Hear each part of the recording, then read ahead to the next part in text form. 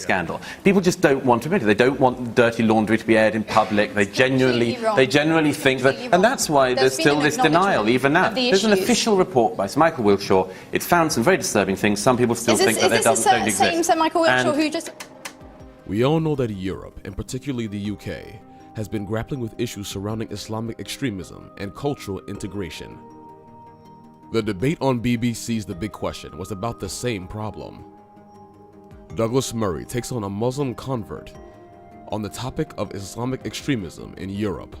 The sparks fly as Murray dismantles the convert's arguments, exposing some serious double standards. Let's start with the Muslim convert's initial argument about government policies and faith schools. I think schools should be vetting the people who speak to children much more closely than clearly they have been. But I do take issue with the idea that this reflects some sort of radicalization because some overzealous governors are wanting to impose social conservative mores. Okay, sure. Vetting speakers is a sensible precaution. Nobody wants radical ideas being fed to kids. But hold on. Overzealous governors imposing social conservative morals? Isn't that just a polite way of saying they are promoting values that might not align with broader societal norms? So, it is not radicalization, it is just a different kind of conservatism. Right. School. I think the problem really is to do with the fact that this government and the government before it, in fact, has allowed schools to develop a much more independent ethos. And in fact, that allows academies and free schools to give governors a much greater say in how schools are run, in the ethos, in even how the curriculum... Oh, the irony. The convert is basically saying, let us have an independent ethos, but don't blame us when it turns out to be extreme. It's like letting a fox guard the hen house and then blaming the fox for getting hungry. Is she seriously suggesting that cultural isolation in faith schools isn't a breeding ground for extremism? You can't have your cake and eat it too. So in doing so, it is effectively saying to communities, you can define your local ethos according to your own views. But then when it doesn't like the way in which communities form their own ethos, form their own curriculum... That's what I meant by the sort of Goian Principles. It is absolutely Goian Principles. So, communities should have the freedom to define their own ethos, but don't point fingers when things go sideways. That's like giving your kid the car keys and then blaming the traffic laws when they crash. The classic blame game. The government is at fault because it allowed freedom, but it is also at fault for not liking the results. Talk about wanting it both ways.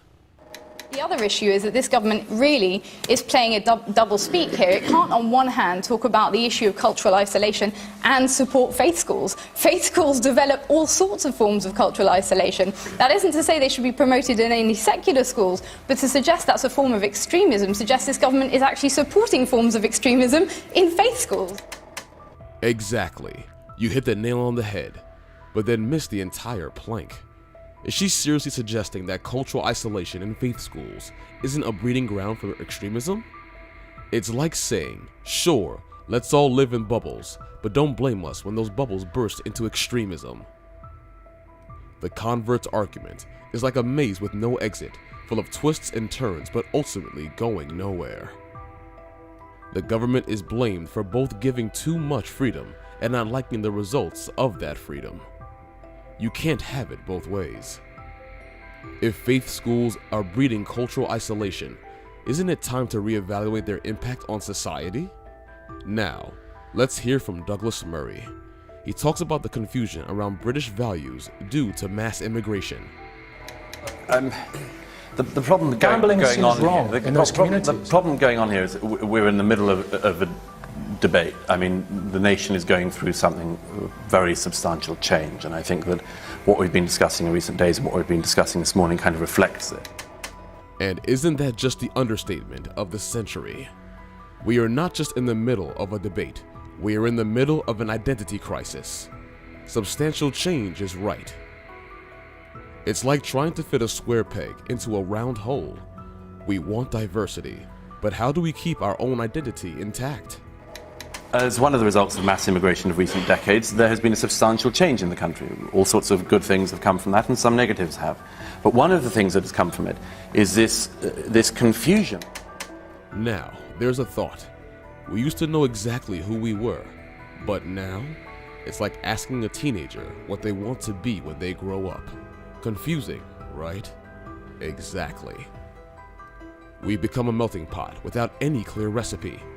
Everyone's throwing in their ingredients, and we're left wondering what we're actually cooking. We want to be open and tolerant. We want people to be able to practice their faiths. We want people to be able to express themselves and live the lives they want to live. What we're finding it very hard to do at the moment, and I mean the French secular example has already come up, is to work out where our lines are drawn.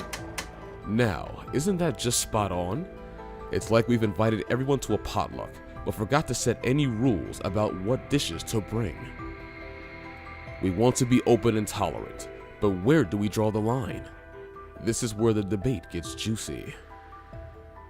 Moving on, Murray addresses the serious issues of cultural isolation and extremism in schools. And what are British values? You've got a fairly clear reply along the lines of, a Protestant Christian country, we have institutions of church and state and monarchy and so on, which represent the country.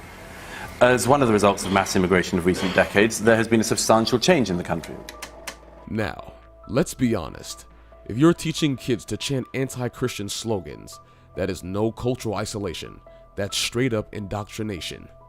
It's like giving kids a manual on how to become extremists. We need to call it what it is and stop pretending it's harmless. Murray draws a parallel between the denial of extremism by some Muslim groups and the Catholic Church's denial during the pedophilia scandal. He points out that people don't want to admit their community's issues, preferring to keep the dirty laundry hidden. A lot of Muslim spokespeople, a lot of Muslim groups have been furious about these revelations and are now denying them. They're still denying them. And this is something like happened in the Catholic Church over the paedophilia scandal. People just don't want to admit it. They don't want dirty laundry to be aired in public. They genuinely think that, and that's why there's still this denial. Murray hits the nail on the head here. Denial is a powerful thing, especially when it comes to community issues. It is easier to bury your heads in the sand than to confront the uncomfortable truth. But denial doesn't solve problems. It just lets them fester. Now, things start to heat up.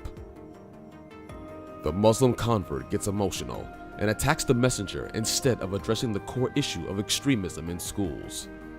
There are serious governance issues, there have been internal administrative issues, whether there are issues of extremism, which is what you're peddling, and what in fact the publication you work for is peddling by publishing one of the worst covers in this country that I have ever seen, suggesting that young children are vehicles for extremism and terrorism. You should be ashamed to be here.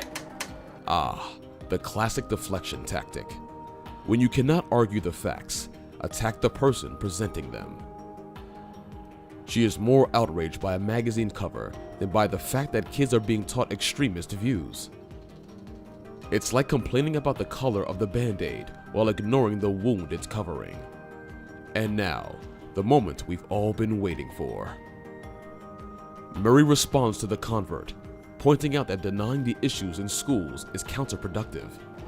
Here are some problems that are coming up which have been exposed in schools that seem to be teaching very seriously unpleasant things, and they're being taught by some extremist Muslims. Why, in this debate, you first of all deny that that is going on, and secondly, think the problem is a spectator cover cartoon. I've never denied that there are issues. I do not understand. On this, the problem is not the spectator cover. Boom! Murray doesn't hold back. He calls out the convert for her denial and deflection, focusing on the real issue: extremism in schools. It's like watching a master surgeon at work, cutting away the nonsense to get to the heart of the matter. Let's zoom out a bit and talk about the broader implications of this debate. Murray discusses the broader implications of trying to create a new, all-encompassing value system. But there is a risk in this that we build up this new value system on extremely wide ground, because it's ground we want to be as wide as possible to encompass everyone. But it might also be ground that's very shallow. Murray makes a crucial point here. In trying to please everyone, we risk creating a value system that stands for nothing. It's like building a house on sand. It might look good initially, but it won't stand the test of time. A society needs a solid foundation of clear values to remain strong and cohesive. So, what have we learned today? Douglas Murray masterfully dismantles the Muslim convert's arguments, highlighting the dangers of denial and the need for clear values in society. It is a lesson in the importance of facing uncomfortable truths and maintaining a strong national identity.